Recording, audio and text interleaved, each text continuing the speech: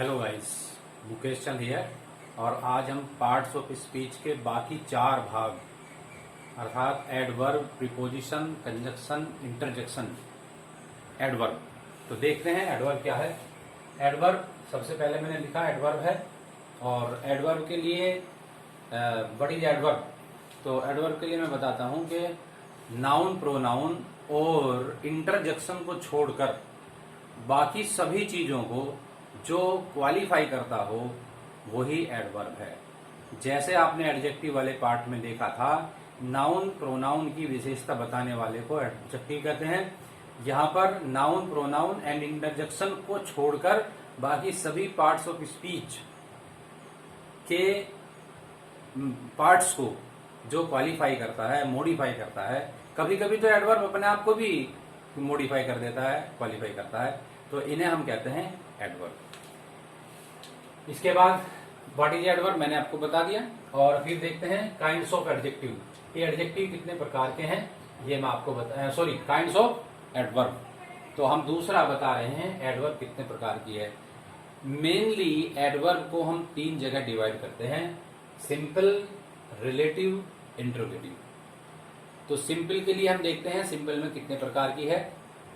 Simple में हम किसी तरह से 8 प्रकार से हम सिंपल एडवर्ब को देखते हैं, यानी हम 8 प्रकार से इसको यूज करते हैं, हम इसको पाते हैं।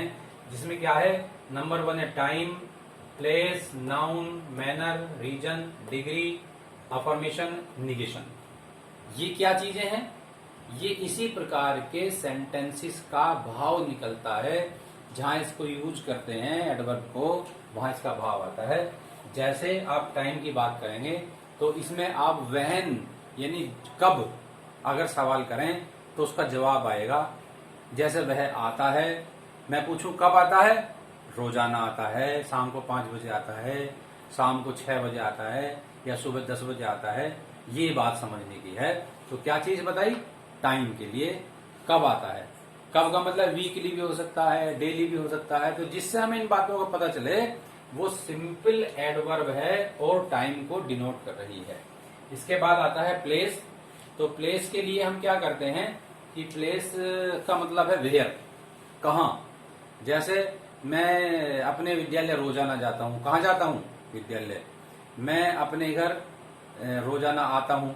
तो इसके लिए भी हम कहाँ है, अर्थात कहाँ के उत्तर में जो कुछ मिलता हो वो सब क्या है, वो सिंपल एडवर्ब है। जैसे हम ये भी कह सकते हैं वह कमरे में है। कहाँ है? कमरे में है। वह टेबल पर बैठा है। कहाँ बैठा है? टेबल पर। तो पर के जो है ये एडवर्ब हो गई। इसके बाद आता है नंबर, जिससे हमें नंबर का पता चले, यानी संख्या जिसको हम कहते हैं, संख्या का पता चल जाए। संख्या से कैसे पता चलेगा कि मैं आता हूं, मैं बार बार आता हूं, मैं सदैव आता हूं, मैं कभी नहीं आता हूं, जैसे शब्द हो सकते हैं। लेकिन यहाँ सकारात्मक के लिए आता है ना। तो ये नंबर के लिए आता है, संख्यात्मक है। इसके बाद है मैनर। मैनर का पता चलेगा कैसे से कि मैनर है या नहीं है। जैसे वह बस द्वारा दिल्ली जाता है, कैसे जाता है ना। वह पैदल विद्यालय जाता है, तो कैसे जाता है, ये बात सोचने की। वह बड़े प्यार से बोलता है, कैसे बोलता है? प्यार से। वह बहुत मधुरता से बोलता है, यानी स्वीटली। ये सब चीज क्या है? ये एडवर्ब है। इसके बाद आता है रीजन। तो रीजन का हमें पता कैसे चलेगा? कारण है। सिंपल एडवर्ब में रीजन आता है, कारण है। जैसे वह आज विद्यालय नहीं गया, तो क्यों नहीं गया? क्योंकि वह बीमार है कभी, या क्योंकि का जो कारण है वो मैंने पहले बताया आपको, ये होगा रीजन से। इसके बाद आता है डिग्री। डिग्री का मतलब है कितना है ना। जैसे वह अलग अलग डिग्री है। वह चतुर है, तो कितना चतुर है? बहुत ज्यादा चतुर है, बहुत कम चतुर है, यानी थोड़ी मात्रा को या क्वांटिटी को थोड़ा सा आगे पीछे करता है, जिससे हमें पता चलता है कि वो डिग्री को डिनोट कर रहा है। इसके बाद आता है अफर्मेशन। अफर्मेशन का मतलब है सकारात्मक। सकारात्मक का मतलब है कि जिसका उत्तर हाँ में निकलता हो। जैसे यस है, या पॉजिटिवली, या surely, I will come surely, I will come definitely, या definitely I will help you, ऐसे बोल देते हैं। तो इसका मतलब सकारात्मक जहां हो, ये सब कैसी होती हैं? Affirmation adverb, simple adverb. और निगेशन है, निगेशन का मतलब है नो, नॉट, नेवर, यानी जिससे नकारात्मक भाव आते हैं। जैसे मैं आप आज विद्यालय नहीं जाऊंगा, तो नहीं, नोट जो है यहाँ पर ये बता रहा है, ये एडवर्ब है, जाने की क्रिया को निगेशन में बदल रहा है। तो ये आपने सुना भी, देखा क्या है, सिंपल एडवर्ब 8 प्रकार से आपको बताई गई है। देखो वैसे तो हर सब्जेक्ट बहुत डीपली है, अगर आप समझना चाहो तो इसमें भी 1 घंटे तक मैं बात बता सकता हूँ, इनके एक एग्जाम्पल भी दे सकता हूँ, लिखित में दे सकता हूँ, लेकिन time is very short. Next है रिलेटिव प्रोनाउन। रिलेटिव प्रोनाउन भी उसी का ही पार्ट है, जैसे सिंपल है इसमें रिलेटिव है। रिलेटिव का मतलब है जब 2 या 2 से ज्यादा क्लोजेज के बीच में हम कोई एडवर्ब यूज करते हैं तो हम वहां पर रिलेटिव प्रोनाउन का यूज करते हैं। रिलेटिव एडवर्ब का प्रयोग करते हैं। तो इसमें भी कुछ टाइम है, प्लेस है, रीजन है, मैनर है, इन चारों से ही संबंध होता है। या मैं ये कह दूं कि अगर समय दिया हो तो हम वहन का प्रयोग करते हैं, अगर प्लेस दिया हो तो हम वेयर का प्रयोग करते हैं, अगर रीजन दिया है तो हम वाई का प्रयोग करते हैं, और मैनर दिया हो तो हम हाउ का प्रयोग करते हैं। लेकिन कब? जब ये 2 क्लोजेज के बीच में आए, रिलेशन बनाता हो, तो वहां पर रिलेटिव प्रोनाउन का प्रयोग करते हैं। इसमें भी कंटिन्यूटी होती है और रेस्ट्रिक्टिव होती है। कंटिन्यूटिव में क्या है कि कंटिन्यूटिव में वहां हम वाई के स्थान पर एंड सो का प्रयोग कर सकते हैं, वेयर के स्थान पर एंड देयर का प्रयोग कर सकते हैं। टाइम के लिए वहन अगर लिखा है तो वहन की बजाय एंड देन। जैसे मैं आप फॉर एग्जाम्पल कहूं कि मैं आऊंगा and then I will help you, I will come and then I help you. या इसको मैं ऐसे बना सकता हूं, I will come when I will help you. ठीक है, इस तरह के सेंटेंस होते हैं, सब में इसी तरह का है। रेस्ट्रिक्टिव में क्या है? रेस्ट्रिक्टिव में व्हेन ही लगेगा, हाउ ही लगेगा, वाई ही लगेगा। जैसे I came here when you were sleeping, मैं यहाँ जब आया जब आप सो रहे। इस तरह के सेंटेंस ये रिलेटिव एडवर्ब है। इसके बाद आती है इंट्रोगेटिव एडवर्ब। इंट्रोगेटिव एडवर्ब का मतलब सिंपल सी बात है, जिसमें इंट्रोगेशन के वर्ड हों, जैसे WH फैमिली के वर्ड हैं, वाई, वहन, वाव, वैनर, ये जो 4 हैं इसी प्रकार के होते हैं। लेकिन ये कब है? इंट्रोगेटिव एडवर्ब कब होगी? जब ये वर्ड सेंटेंस के शुरू में आ रहे हों। व्हेन, वाई, हाउ, वेयर, ये जब शुरू में आते हैं, बिल्कुल वाक्य शुरू होते हैं। जैसे फॉर एग्जाम्पल मैं आपको बता दूं, जैसे मैं ये लिख के बता दूं कि when will you come, when will you come, तो ये हो जाएगी आपकी इंट्रोगेटिव एडवर्ब। और ये हो सकता है how do you do, how do you do, तो ये क्या हो सकती है? ये आपकी होगी इंट्रोगेटिव एडवर्ब। तो एडवर्ब के बारे में हमने जाना, बहुत इंपॉर्टेंट है। एडवर्ब का प्रयोग बहुत आसान नहीं है, अगर आप इसे ठीक से नहीं पढ़ेंगे तो आगे पंक्चुएशन या करेक्शन ऑफ सेंटेंस को ठीक से सॉल्व नहीं कर पाएंगे। सो गाइस, एडवर्ब के बाद आज शुरू करते हैं प्रीपोजिशन को। तो प्रीपोजिशन क्या है ये जान लेते हैं। पहले देखिएगा, प्रीपोजिशन हमें किसी संबंध में के बारे में बताती है, संबंध कारक भी हम कह सकते हैं, जो नाउन और प्रोनाउन की पोजीशन को स्पष्ट करती है। वो किसका है, कहाँ है, इधर है, उधर है, अंदर है, बाहर है, ऊपर है, नीचे है, ये सब बातें जो बताता है, जो रिलेशन को बताता है, उसको हम प्रीपोजिशन कहते हैं। और ये नाउन, ये प्रोनाउन से प्राय, मोस्टली, ऑफन पहले आती है। प्री माने पहले, पोजीशन नाउन से पहले या प्रोनाउन से पहले आता है। ठीक है, या स्थान से पहले जो आता है वो बताते हैं। ये सब चीजें हैं प्रीपोजिशन के बारे में। इसके बाद है काइंड्स ऑफ प्रीपोजिशन, यानी प्रीपोजिशन कितने प्रकार की है। तो मैं फिर से आपको बताता हूँ, प्रीपोजिशन जो है अलग अलग प्रकार की हैं। Number 1 simple preposition. Simple preposition क्या चीज है? जो दो या तीन लेटर से मिलकर बनी है। इन है, टू है, ऑफ है, जैसे शब्दों से मिलकर बनी, बहुत छोटी सी है, इसलिए इसको सिंपल एडवर्ब कहा गया। इसके बाद आती है डबल प्रीपोजिशन, जिसमें 2 छोटे छोटे शब्दों को जो एक साथ जोड़ करके हम प्रयोग करते हैं, बताते हैं। जैसे इन और टू को जोड़ा, इन टू हो गया। ऑन और टू को जोड़ा, ऑन टू हो गया। विद और इन को जोड़ा, विद इन हो गया। विद प्लस आउट को जोड़ा, विद आउट हो गया। तो ये सब क्या है? दो शब्दों को जोड़ करके, यानी डबल प्रीपोजिशन हम इसको इसलिए कहते हैं। इसके बाद आता है कंपाउंड प्रीपोजिशन। कंपाउंड प्रीपोजिशन भी एक शब्द के साथ कुछ ए वगैरह जोड़ करके हम प्रीपोजिशन बनाते हैं। जैसे क्रॉस से पहले ए लगा दें तो अक्रॉस हो गया है। इसी तरह फोर से पहले FORE माने आगे वाले, तो उसको हम बी लगा देते हैं उससे पहले, तो हम क्या बन गया, बिफोर बन गया। इसी तरह एक अबाउट शब्द है, बहुत सारे शब्द हैं इस तरह के, ये कंपाउंड में हम यूज करते हैं, कंपाउंड प्रीपोजिशन कहते हैं। इसके बाद आती है फ्रेज प्रीपोजिशन। फ्रेज का मतलब है जब टू और मोर देन टू वर्ड्स मिलकर के एक एडवर्ब का कार्य करते हैं, उसे फ्रेज कहते हैं। बस फ्रेज में एक ही अंतर है कि उसमें वर्ब नहीं होती, फ्रेजल वर्ब अलग आती हैं। तो मैं बताता हूँ, जैसे ये शब्द है इन स्पाइट ऑफ, ये सब क्या है, हम सॉरी बीच में फोन आए, ये सब क्या है, ये मैंने बताया ये फ्रेज प्रीपोजिशन है। इसके बाद आता है पार्टिसिपल प्रीपोजिशन। जब कोई वर्ड पार्टिसिपल की तरह प्रयोग करता है और प्रीपोजिशन का कार्य करता हो, तो वहां पार्टिसिपल प्रीपोजिशन कहते हैं। जैसे हम शुरू शुरू में कभी कभी अकॉर्डिंग टू लगा देते हैं, सॉरी स्माइलिंग लगा देते हैं, कंसीडरिंग लगा देते हैं, और हम ये भी कह सकते हैं सीइंग द बर्ड और seeing the cat the rats run away. कुछ इस तरह के शब्द पार्टिसिपल की तरह यूज करे जाते हैं।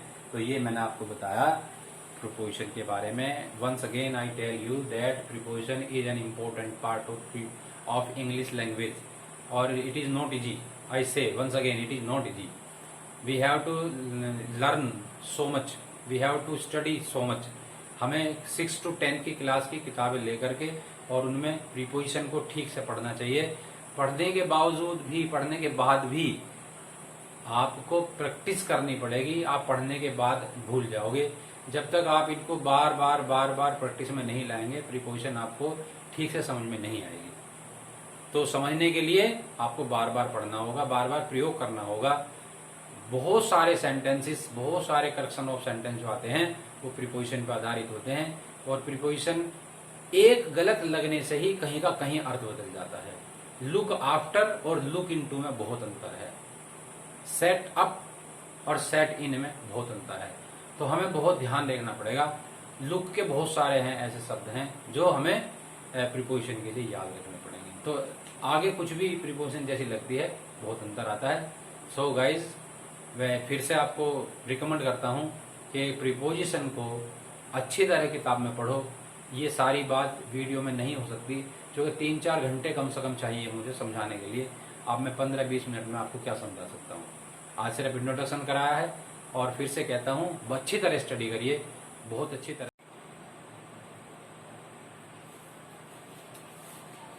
यस गाइज, अब थर्ड पार्ट है आज तीसरा पार्ट भी है, कंजक्शन। तो कंजक्शन क्या है? कंजक्शन कहते हैं संयोजक को।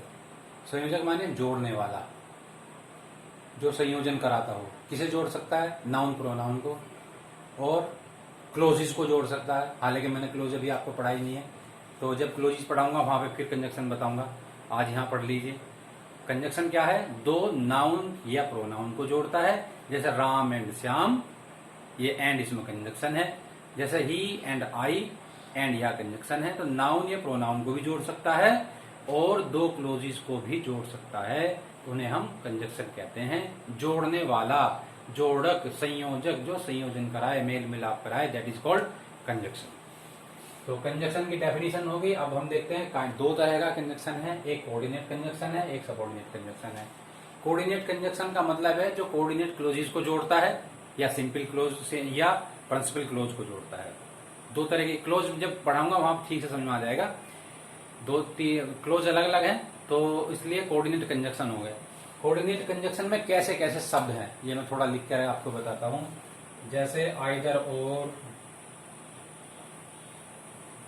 नाइदर नोर है, NEITHER, neither nor, not only but also, so है देयर। ये कैसे सेंटेंस है जो साथ साथ आते हैं? कोऑर्डिनेट। कोऑर्डिनेट का मतलब है को प्लस ऑर्डिनेट।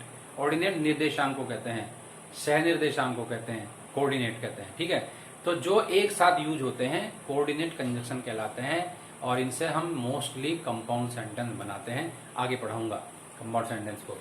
इसके बाद आते हैं सबऑर्डिनेट कंजक्शन। सबऑर्डिनेट कंजक्शन जो सबऑर्डिनेट क्लोज को प्रिंसिपल क्लोज से जोड़ते हैं, जो सबऑर्डिनेट क्लोज को सब प्रिंसिपल क्लोज से जोड़ते हैं। इसमें बहुत सारे कंजक्शन है, सारे WH फैमिली के, यानी how, what, where, when, when, which, how, why, ये सब है उसके अंदर। इसके अलावा as for as long as, if, although, yet, yes, since, as, because, after, before, बहुत सारे शब्द हैं। तो दो तरह के हैं बस कंजक्शन, ये समझ लीजिए। दैट इज नॉट बहुत डीप विषय नहीं है, कंजक्शन है, कंजक्शन याद करने हैं। और कभी कंपटीशन में ये चीज आती भी नहीं है कि कंजक्शन कितने प्रकार के हैं, ना किसी एग्जाम, रिटन एग्जाम में भी नहीं आता कि कंजक्शन कितने प्रकार के, but we have to know, ये बात जरूरी है, हमें जानना है कि कंजक्शन कितने प्रकार के हैं। हाँ, उनका यूज बहुत जरूरी है, हम उन यूज को जरूर ध्यान रखेंगे। सबऑर्डिनेट कंजक्शन के बारे में मैंने बताया आपको, ये सबऑर्डिनेट कंजक्शन है। Hello guys, the last parts of speech and that is interjection. तो इंटरजेक्शन के बारे में थोड़ा जान लेते हैं। आपने हिंदी में शायद सुना होगा, एक शब्द है विस्मय। विस्मय का मतलब है हृदय के भाव जो आते हैं। तो हिंदी में मैं हृदय के भाव बता रहा हूँ, यानी हमारे मनोभाव जिसको हम कहते हैं, जिससे हमें दुख, शोक, घृणा, आश्चर्य और खुशी ये सब मिलती हैं, उन्हें हम कहते हैं वर्ड ऑफ इंटरजेक्शन, यानी विस्मय बोधक हैं, मनोभाव हैं। अगर आप हिंदी में कोई ग्रामर पढ़ेंगे तो वहाँ पे भाव और स्थायी भाव आते हैं, तो वो देखना होगा, यानी रस जहाँ पढ़ते हैं हम उनका पता चलता है। ये सब क्या है, ये इंटरजेक्शन है। तो देखिए, मैंने डेफिनेशन आपको बताई, फिर भी मैं बता रहा हूँ। हर्ष, दुख, आश्चर्य, अनुमोदन यानी प्रशंसा, घृणा, संबोधन आदि जिन शब्दों से हम करते हैं उन्हें हम क्या कहते हैं, उन्हें कहते हैं हम इंटरजेक्शन। ये अलग अलग प्रकार के हैं, कुछ शब्द हैं, आप शब्द देख सकते हैं, शायद ये दिखाई दे रहे हो आपको, जैसे हेलो, आ या ओ, खुश, अलास, हा, हुर्रा, ब्रेवो, वेल्डन। इन शब्दों से हमें पता चलता है कि क्या खुशी है, क्या गम है, हम इसी के अनुसार आगे कार्य करते हैं। तो वर्ड्स ऑफ इंटरजेक्शन भी आज मैं आपको बता चुका हूँ, ये हैं, आपको याद करने हैं। जरूरी ये भी होते हैं, क्योंकि हमें इनका मीनिंग का पता होना चाहिए। ये एक्सक्लेमेटरी या ऑप्टेटिव सेंटेंस में ज़्यादा यूज होते हैं, पोएम में भी यूज होते हैं, इसलिए जानना बहुत जरूरी है। तो आज मैंने पार्ट्स ऑफ स्पीच पूरी तरह ख़त्म किया है, और मैं उम्मीद करता हूं कि अब आप जल्दी से आगे के इम्पोर्टेंट जो हम चैप्टर पढ़ाएंगे उससे पता चलेगा। ज़रूरी है, हम आगे पढ़ाएंगे, कुछ इम्पोर्टेंट चैप्टर हैं। जो पार्ट्स ऑफ स्पीच आज ख़त्म हुआ, अभी हमने सेंटेंस भी शुरू नहीं किए। तो so guys, like, share and subscribe, it is your duty. मैं अपनी ड्यूटी पूरी कर रहा हूँ, आप अपनी ड्यूटी पूरी करेंगे। मैं आगे कंटिन्यू कर पाऊँ इसलिए ज़रूरी है कि आप सब्सक्राइब करें, आप शेयर करें और लाइक करें, वीडियो पूरी देखें। Thank you very much.